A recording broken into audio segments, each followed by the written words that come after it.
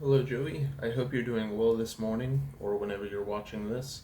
Today, we're going to be talking about Dave Ramsey's The Total Money Makeover.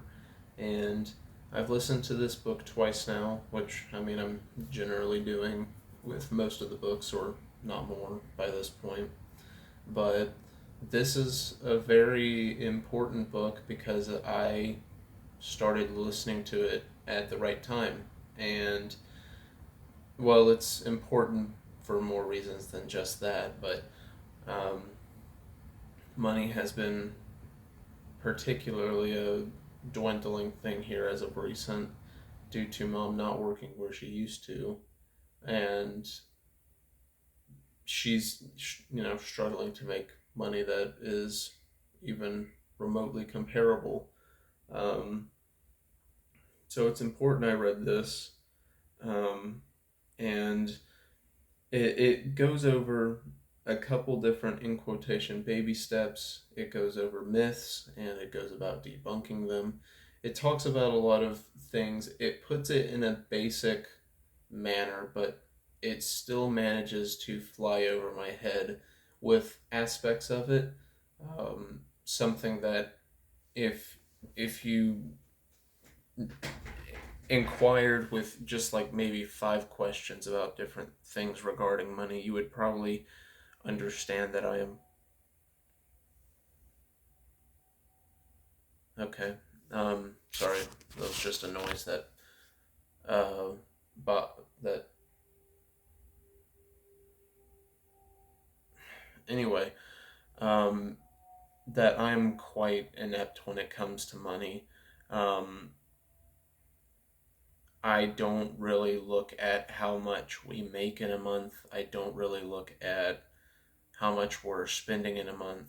I don't understand where you need to go to understand the various things about money.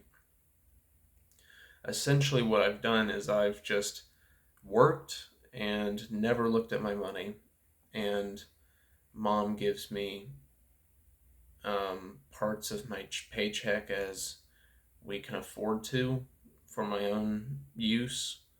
Um, and it has been like that for a long time.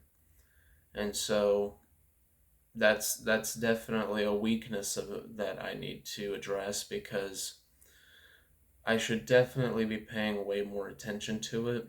And it let's see. I think the book referenced Zig Ziglar actually, and said that if you're aiming for nothing, you'll hit it every time. Which that's quite funny. But I'm really not aiming for anything with my money right now. Um, but one of the first things that it talks about is first it talks about uh, paying off different debts, and thankfully, as far as I know, I don't have any debts. I don't know how I would go about finding out. I don't know what I would do to find that because, as far as I'm aware, I've never um, borrowed money from anything official. If I've received money, it's been because somebody gave it to me. Um, so I'm not quite sure if there's anything in that realm that I have to worry about, but as far as I'm aware, I don't. Um, but the first thing I'm going to be working to build is a emergency fund, which is one of the things that the book talks about first. We don't really have anything like that in case an alternator goes out or somebody, you know, breaks an arm or something like that. We don't have anything like that set up, and so I've put off saving for that computer that I was talking about to be able to begin working on that. Which, even though I haven't mowed, but maybe one lawn for somebody else, which that other person is my boss, so it's not like I went out door knocking to get that or something on those lines. Um, it does give me a sense of renewed purpose in a way, knowing that once I do start actually getting some clients in and whatnot, that that one initial $1,000 is something that I'm going to be putting my money towards. Um, and I've done as we spoke on the phone about putting the $1,000 I've already saved up for my computer kind of just off to the side.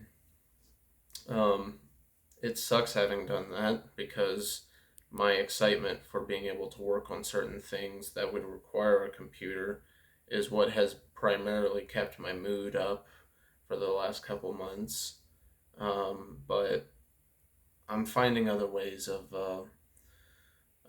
dealing with that, and that definitely sucks. But I suppose it's what needs to be done. Um, I've heard from a couple people now that once I get a fairly decent base of customers mowing their lawn, weed eating, pressure washing, whatnot, that I will be making quite a bit more money than I am at my current job. And that's that's cool. The thing is that I don't know um, how to fairly price myself. I the only other person than my boss, who's this like lady that I've only ever texted. I don't know her personally. Um, turned down my potential services because um, I apparently asked for too much money. Um, she expected a weekly lawn mowing for her parents who are elderly, and essentially I didn't want to ask for this high, but mom told me to ask how does 50 sound, and they said that they were expecting 20, and so that just kind of fell through. And I'm like, but when mom was talking to Derek about it while he's over at our house, he was like, "Oh, that's super reasonable." And I'm just like, I would not pay somebody $50 to mow my lawn. Like, I don't know, maybe I'm old fashioned when it comes to money, but um, that's honestly how I feel about that. But let me go back to the book. I'm sorry. So yeah, those are the two most prominent baby steps for where I am currently. If I have any debts, which I doubt, um, then to work on the debt snowball. But I don't think that'll be a step that I really have to do or partake in for very long at all. They'll be making an emergency fund, um, which that will be something that'll be very important for us to have. Um, but something that I really appreciate about the book is how it talks about debt is not a tool to be used in large part or its entirety. Um, and that's definitely something that they were teaching me when I was in my economics class in junior year of high school. Um, they were talking about that, and yeah, there's a bunch of different aspects to it, and he goes over myth after myth after myth, talking about how no, you don't want to do that. You don't want to do all these little tricks um, to in quotation leverage your debt. And the the thing that stands out to me in my mind is that um, trying to leverage debt like this comes off to me as a clear case of materialism becoming a very prominent thing in people's spending habits. Not just because of, you're probably going to hear a cat in the background, I'm sorry. Um, Not just because people use the credit to buy things mostly, but it's this idea of like, I want it now. Dave Ramsey likens it to a toddler having a temper tantrum. Like, I want it and I will have it now. And so that's what that comes off to me as. And I don't know. Even before having read the book or listened to the book, I felt this way, and that's part of the reason that I don't have a credit card. Um, I would like to talk to you more about if there were any reasons to have one, because I know that you talked about getting like a home, using credit to get a home, um, since it's very difficult to be able to um, afford a house outright. You have to have been working and saving for a pretty long time to be able to just flash cash and to get a house like that. Um, Especially with everything being quite a bit more expensive than it used to be, because money is becoming worth less and less. Um, but yeah, there are baby steps that go past this, but they're not really all that applicable to me. Um, the the the time we had the conversation on the phone and I was asking about the IRAs, you for example, you saying that you're looking a little too far ahead as of right now. You don't need to worry about that as of the current moment. Or one of the later chapters talking about saving for your or your child's college fund. And so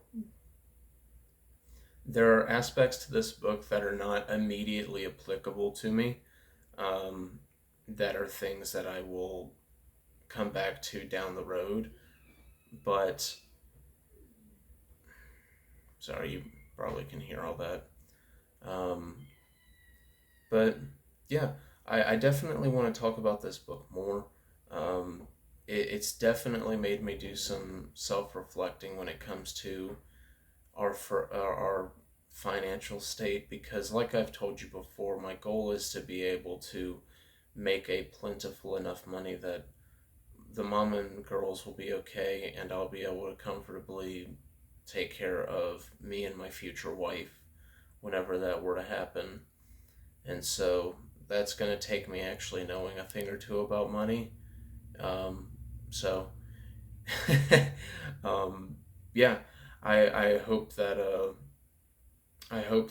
you enjoyed what I have to say, and my small bit of rambling. But yeah, I'll definitely be giving this more lessons over time. But I know at what baby step I'm at now, and I need to build that up. So, with that being said, I hope you have a nice rest of your day. Peace.